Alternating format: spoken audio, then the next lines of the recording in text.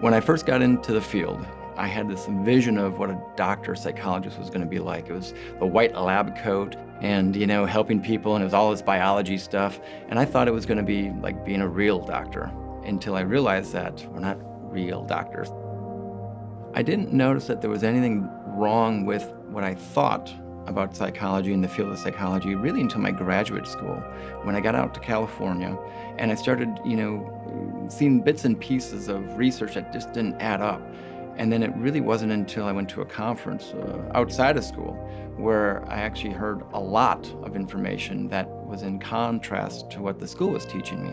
And I went to the conference because a colleague of mine, a student, had said, you really need to go to this type of conference. You're gonna really like what they have to say there. Knowing that I was already starting to question the main theories and ideology of psychology.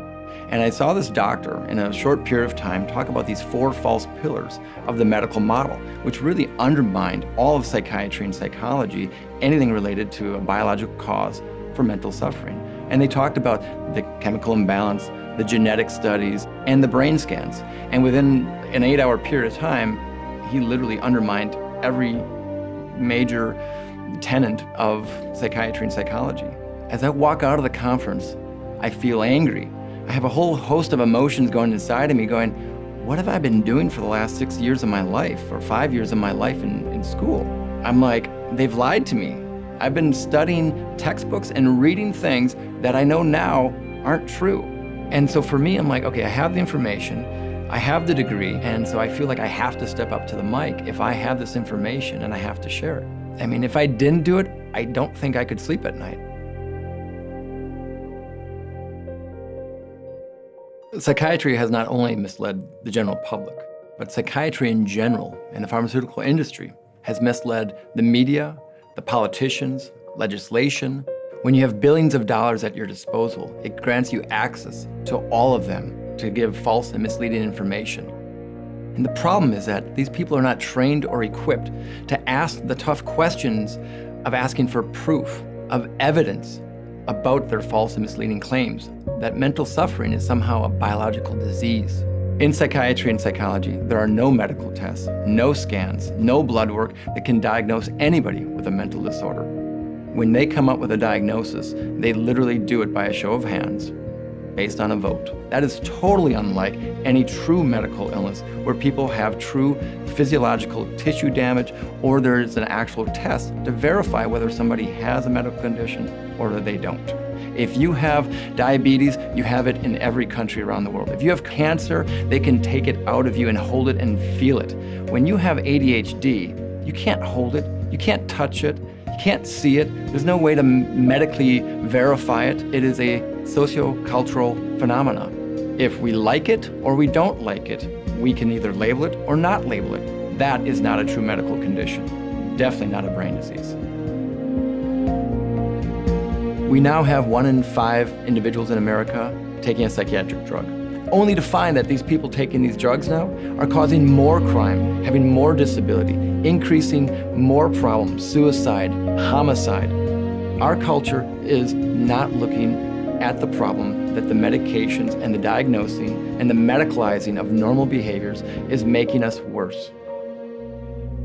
I can remember not that long ago when we used to have a war on drugs and everybody was supposed to stop taking drugs, and they lost that war because they couldn't control it. But then something interesting happened. All of a sudden the market got flooded by psychiatric drugs, which aren't that much different than the illegal drugs. And interestingly, the street drug dealer and the psychiatrist aren't all that much different, except for the fact that the street drug dealer won't tell you that you have a chemical imbalance. The street drug dealer is not going to tell you that you need to take his drugs, his cocaine. He's not going to tell you you have a cocaine deficiency.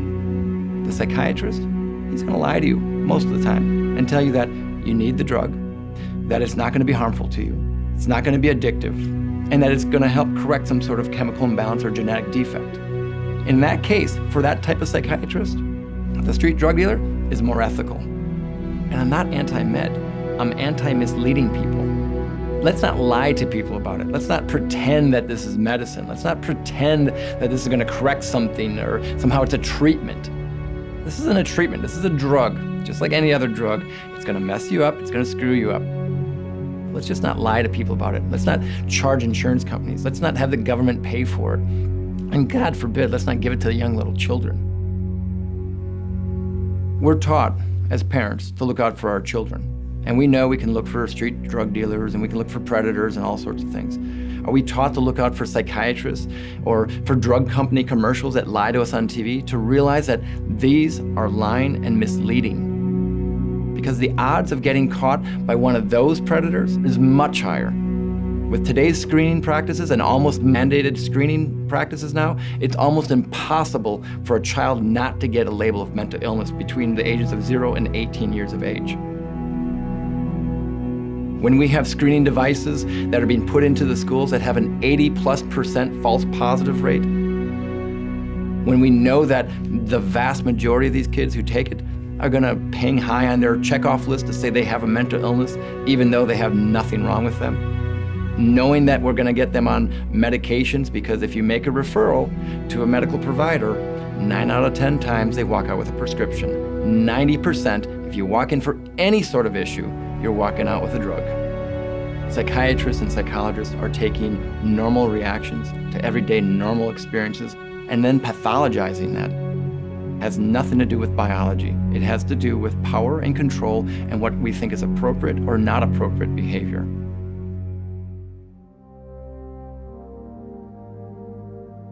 I didn't choose this career path. I didn't wake up one day and say, gee, I can't wait to go up against drug companies and psychiatrists and court systems and CPS, Child Protective Services. I didn't choose this. It chose me. For whatever the reason, I had a life path, and all of a sudden I got this knowledge. I have to honor that knowledge and spread it. And so that's what I'm doing, is I'm passing it on. Doctors need to realize that there are groups out there that really are looking at the ethics of our practice, willing to be honest about what psychiatric diagnoses do, what the quote-unquote treatments really do to people. I want more people in this field doing this type of work. And this call of action is happening. I have more professionals, more colleagues, more psychologists, more psychiatrists speaking against their own profession now. This is what we need to be doing for our humanity. If humanity is going to survive, we need people to fight as hard as the psychiatrists and these drug companies who are all making billions of dollars feeding the public and the politicians and the courts false and misleading information. We need to stop, and we need to start getting our society back on track.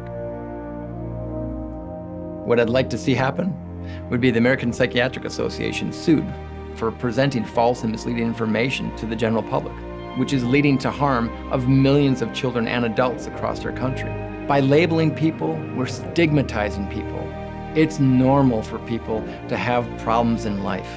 It's not normal to label it and try to make profit off of it.